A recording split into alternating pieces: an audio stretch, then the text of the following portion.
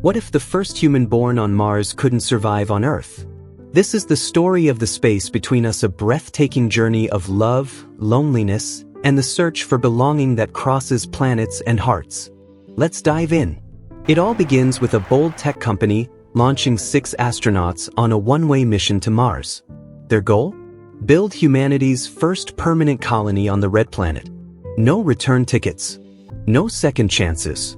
2 months into the mission, something unexpected happens. The crew leader, Asa Elliot, makes a shocking discovery: she's pregnant. The world back on Earth panics, but Genesis decides to keep the mission going. The crew continues toward Mars, and as they approach the planet's surface, Sarah goes into labor. Inside the cramped habitat, surrounded by her crewmates, Sarah gives birth to a baby boy, the first human ever born on another planet. But tragedy strikes almost instantly.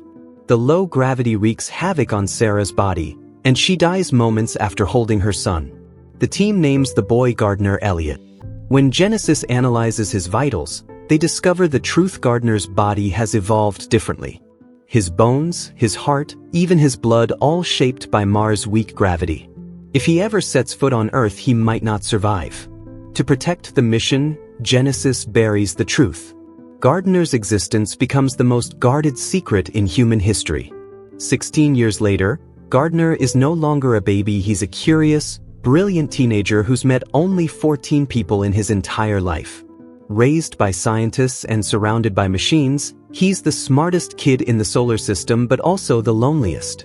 He spends his days exploring, dreaming, and asking the same question over and over. Who is my father? One day, driven by curiosity, Gardner hacks into his late mother's locker. Inside, he finds a ring and a video file. On screen, Sarah laughs and walks along a beach with a man. Gardner freezes the frame that must be his father. And for the first time, Gardner feels a connection to Earth and a reason to go there. Through a secret chat link, Gardner starts talking to Tulsa, a witty, bold girl living on Earth. She's everything he isn't: free, rebellious, alive. But she doesn't believe his story.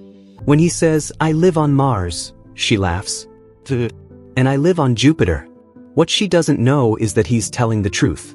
Tulsa's life on Earth isn't easy. She's been bounced between foster homes, constantly searching for stability. Meanwhile, Gardner stares at the red horizon of Mars, dreaming of the blue skies she describes. Frustrated and desperate for freedom, Gardner steals a rover and speeds across the Martian desert. But the thin atmosphere turns against him. His oxygen line snaps. Pause, he's seconds from death. That's when Kendra, one of the astronauts who's raised him like a son, saves him just in time. Afterward, Kendra argues with Genesis headquarters. She believes Gardner deserves to visit Earth. The Genesis director disagrees. Earth's gravity could kill him. But Gardner won't give up. He undergoes brutal physical training, surgeries, and months of testing, all to make his dream possible. Finally, the day comes. After 16 years on Mars, Gardner finally lands on Earth. He's overwhelmed: the air, the gravity, the sounds, the smells. Everything feels like too much. Doctors warn that his body isn't adapting well. He might have to go back. But Gardner refuses. He escapes the facility, determined to find Tulsa and the man he believes is his father. For the first time ever, Gardner runs across real grass, feels rain hit his face, and stares in wonder at the sky. It's the first time he's ever seen blue. At Tulsa's school, Gardner finally meets her. But instead of a romantic reunion, he gets a slap. She's furious that he disappeared for months. Gardner apologizes, explains who he is, and shows her the photo of his supposed father. Tulsa, half amused, half skeptical, finally believes him. Together, they hit the road, searching for the man in the photo. But Genesis is right behind them.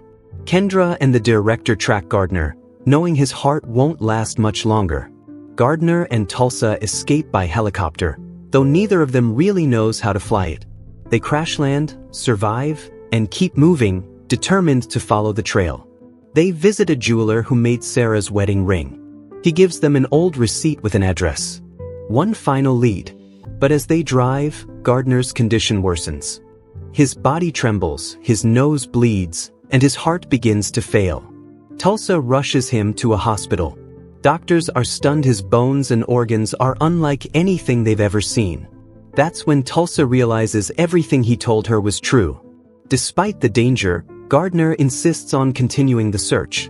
They reach the house from the video, and there, sitting by the window, is the man from the photo. Gardner tells him everything about Mars, about Sarah, about being her son. The man's eyes fill with tears, but he denies it. "I'm not your father," he says softly. "Sarah was my sister." Gardner is crushed. He walks toward the ocean, the same beach from his mother's video. He looks out at the waves and whispers, "I didn't choose to be born on Mars, but I can choose where I die." Kendra and the Genesis director arrive and pull Gardner from the water. As he lies weak and fading, Gardner looks at the director and asks, "What was my mom like?" The man hesitates, tears in his eyes. "She was brave. Fearless." Gardner stares at him. "You're my father, aren't you?" And the man nods. To save him, they rush Gardner into a plane that climbs high into the sky above Earth's pull. As gravity fades, Gardner begins to breathe normally again. He floats weightless, smiling for the first time in peace.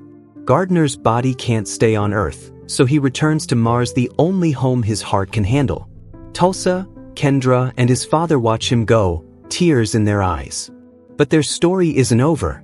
Kendra later adopts Tulsa and begins training to visit Mars one day. Gardner walks across the Martian dunes with his father, 2 generations finally united beneath a red sky. He found the truth. He found love. And he found where he belongs. What did you think of Gardner's incredible journey? Was he brave or reckless for chasing a world that could kill him? Tell us in the comments below. And if you love emotional sci-fi stories like this one, don't forget to like, subscribe, and hit the bell so you never miss our next cinematic recap.